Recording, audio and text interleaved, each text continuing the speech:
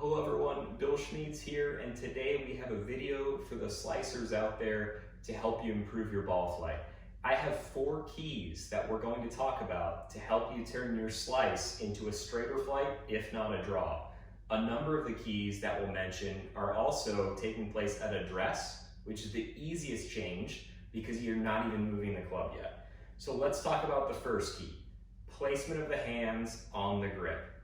I often see slicers getting their hands in what we would call a weaker position on the grip. Now what this does is it causes the golfer to get the club face in more of an open position at a point in the swing.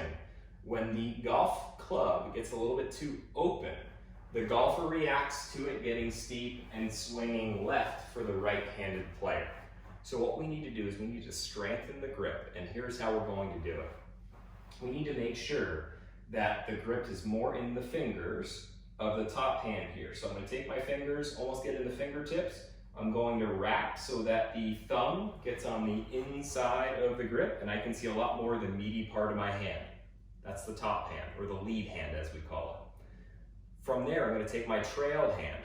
I'm going to have it come directly from the side here, and I'm going to make sure that when I do that, the little crease between my thumb and my index finger can point more towards my trail shoulder opposed to my lead. If we can do that, you're going to have a much better chance of having the club face in more of a square to maybe even a slightly closed playing position throughout. That's going to help your body move completely different, which is going to be really crucial. So we have the grip. From there, let's talk about alignments.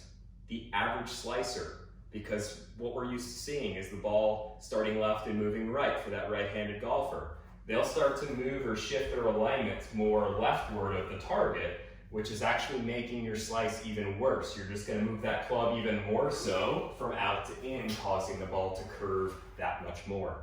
So what we need to do is we need to shift our alignments more to the right of the target line. So I've got my feet, my hips, and my shoulders close to the target line.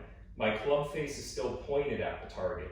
Now, if I were to just make a swing from here, the club is naturally going to seek balance on my alignment, so I'm going to get deep with the hands. They're going to want to shallow and work from the inside out. If I have that stronger grip, it's going to help the face be a little bit close to the path so that I can get that club to work from the inside out and hit a little bit of a draw. That's going to help a lot. Okay. Ball position as we're doing this. Third key. Ball position needs to be a little bit further back in your stance than you're used to. Most slicers, the ball starts creeping more and more forward because you've figured out how to get that ball to start left and then curve to the right. You've done that by moving the ball this way towards the target. That's not helping us if we want to start to hit it a lot straighter and further. So we need to make sure that ball position is almost uncomfortably back in your stance from what you're used to as we have a stronger grip and we alter our alignments. Finally, wrist conditions. A number of different ways to talk about wrist conditions. We're going to talk about the lead wrist at the top of your backswing. The average slicer at the top of their backswing gets the lead wrist in a position that is more cut like so, which gets the face to be more open. When the face gets open, again, you're going to react to that and swing across the ball. I need you to do the opposite. We need to get the lead wrist to be at least in a flat position, if not a flexed or bowed position, so that this golf club then wants to shallow and work more from the inside out. So if we tie this all together, stronger grip,